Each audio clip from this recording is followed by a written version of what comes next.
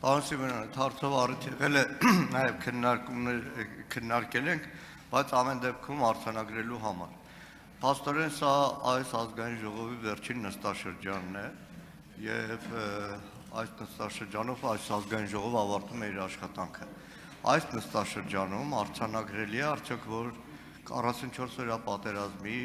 քննիչ հանձնաժողովը, որը ձևավորվել է ազգային ժողովի քաղաքական մեծամասնության կողմից, մենք ունենք մեր դիտողությունները, կարծիքները ներկայացրել ենք, այդ հանձնաժողովի զեկույցը չի հրապարակվելու, չի ներկայացվելու ազգային ժողով։ Շնորհակալ եմ։ Պարոն Մանուկյան, շնորհակալություն հարցի համար։ Ասեմ, որ ես որքանով գիտեմ, դուք ծանոթացել եք, չէ՞, զեկույցի հետ, եւ բոլոր падգամավորները հնարավորություն ունեն ծանոթանալու, բայց այն բանի բերումով, որ զեկույցը պարունակում է նաեւ գաղտնի տեղեկություններ, դրանք լիագումար նիստի տրամաբանությունն էր անհնար մեծ հաշվով, բայց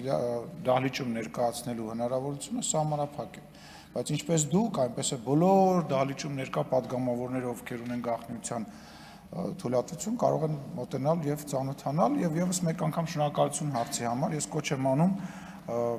այդ զեկույցի մասին, 44-օրյա պատերազմի մասին շատ խոսացող падգամավորներին, ընդդիմադիր падգամավորներին գոնե ծանոթանալ։ Բացի ձեզանից եւ եւս մեկ հոգու որևիցե մեկը չի ծանոթացել։ Դուք դե ասում եմ մի հոգի, երկու հոգի է ծանոթացել։ Դուք գալիս եք ստեղ մեզ քննադատում եք, հարցազրույցներ եք տալիս, դրա մասին հարցեր եք տալիս, բայց չեք գնում ծանոթանալու։ Միևնույն ժամանակ ասում եք եկեք դահլիճում։ Մի քիչ կարծում եմ տրամաբանական չէ։ Արձագանք։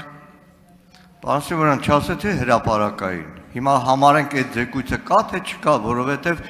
քննիչ հանձնաժողովը, եթե ձևավորվում է, եթե պատրաստում է զեկույց, այդ զեկույցը ներկայացում է ազգային ժողովին։ Հիմա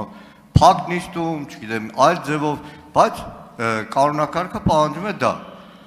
Մինչև հիմա քննիչ հանձնաժողովի զեկույց որպես այդպիսի ներկայացված չի ազգային ժողովին։ Հիմա ծանոթանան թե չէ, երկու հոգին էլ բավական է որ ծանոթանան, որովհետև